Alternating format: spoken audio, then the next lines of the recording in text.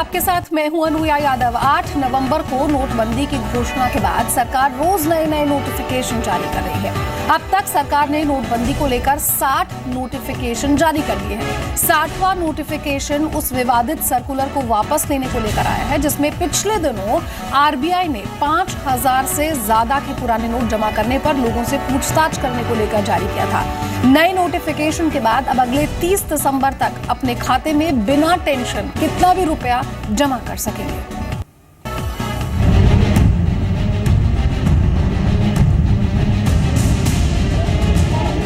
अगर आपके पास 500 और 1000 रुपए के पुराने नोटों की 5000 से ज्यादा की रकम मौजूद है और इसे बैंक में अब तक जमा नहीं करा पाए तो टेंशन फ्री हो जाइए, क्योंकि रिजर्व बैंक ने 5000 तक के पुराने नोट जमा करने की लिमिट पर अपना नोटिफिकेशन वापस ले लिया है। अब आप बैंकों में 30 दिसंबर तक 500 और 1000 रुपए के 5000 रुपए से अधिक के पुराने नोट जमा करा सकेंगे। अब आप एक बार नहीं कई बार भी पुराने नोट जमा करा सकेंगे और बैंक इसके बारे में आपसे कोई पूछताछ नहीं करेगा।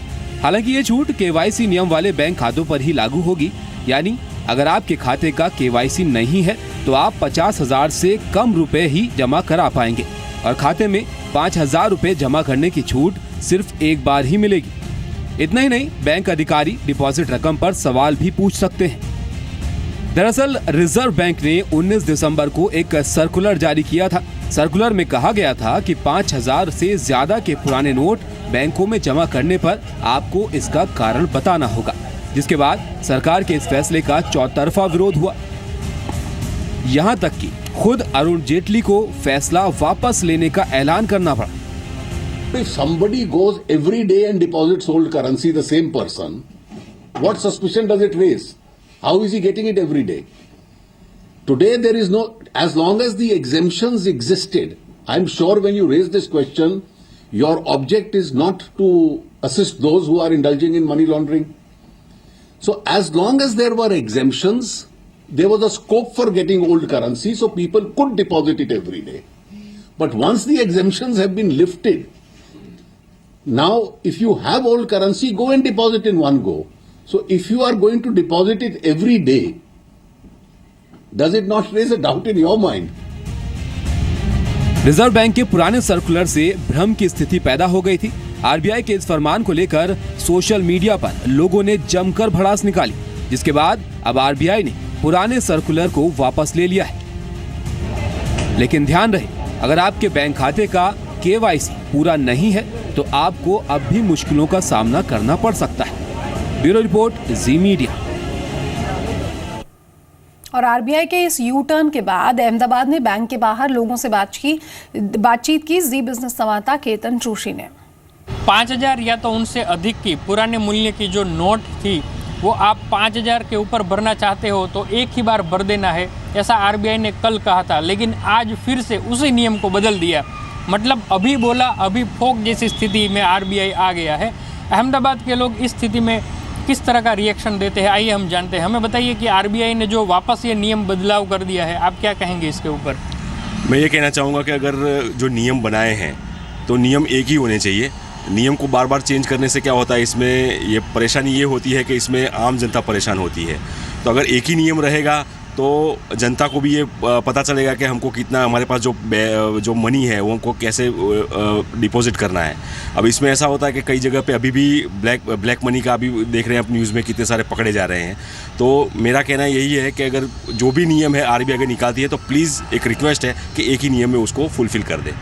क्या आपको लगता है कि इस तरह के नियम जो बार बार आरबीआई बदलती है उससे आप और हम मतलब जनता परेशानी में आ जाती है? हाँ, ऐसा है, ताकि हम बार बार नियम चेंज करेगा तो आम जनता को परेशानी तो होएगी। जो रूल्स है वो एक ही होना चाहिए, नियम एक ही होना चाहिए। थोड़ी परेशानी है, बाकी वैसे तो एक अच्छा ही काम है देश के लिए और देश की इकोनॉमी के लिए। आरबीआई के कोई भी नियम से जनता कोई परेशान नहीं है, लेकिन उनका यही कहना है, अहमदाबाद के लोगों का यही कहना है कि अगर नियम आपको रखना है तो एक ही नियम रखो।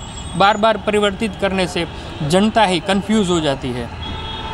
कैमरामैन योगेश ठक्कर के साथ केतन जोशी, जी मीडिया, अहमदाबाद। मेरे साथ विश्वास उतागी यहाँ पर जुड़ गए हैं, जो कि वाइस प्रेसिडेंट है AIBEA के। सर बहुत बहुत स्वागत है आपका जी बिजनेस पर। सर जाहिर सी बात है कि बार बार अगर नियम बदलेंगे तो कोई भी कंफ्यूज हो जाएगा। जो आदमी बैंक में पैसा जमा कराने जा रहा है वो पिछले 3 दिन में सोमवार, मंगलवार और आज बुधवार, जिस तरह से तीनों दिन अलग अलग बातें सामने आई हैं, कंफ्यूजन तो बहुत ही नॉर्मल सी बात है। सर अब फाइनली अगर कोई जा रहा है बैंक में पैसे जमा करने तो वो कितने पैसे जमा करा सकता है और क्या उसे कोई सफाई यहाँ पर देनी होगी?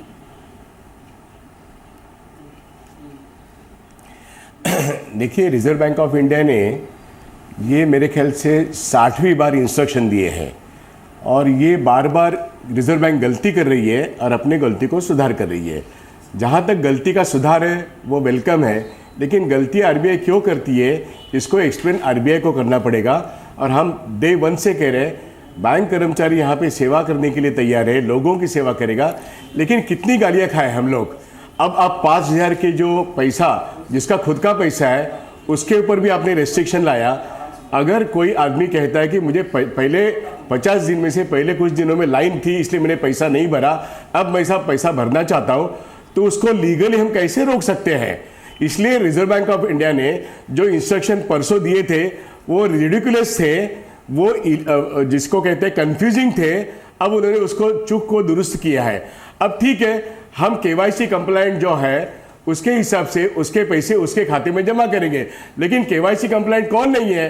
जिसके खाते होते हैं वो सारे केवाईसी कंप्लायंट होते हैं। अब केवाईसी कंप्लायंट नहीं है उसको 50,000 के नीचे, और जो केवाईसी कंप्लायंट है वो कितना भी भर सकता है। इसका मतलब ये हुआ कि कुछ अकाउंट केवाईसी कंप्लायंट नहीं है, ये गलत। बिल्कुल, बहुत बहुत शुक्रिया सर आपका हमारे साथ यहाँ पर जुड़ने के लिए।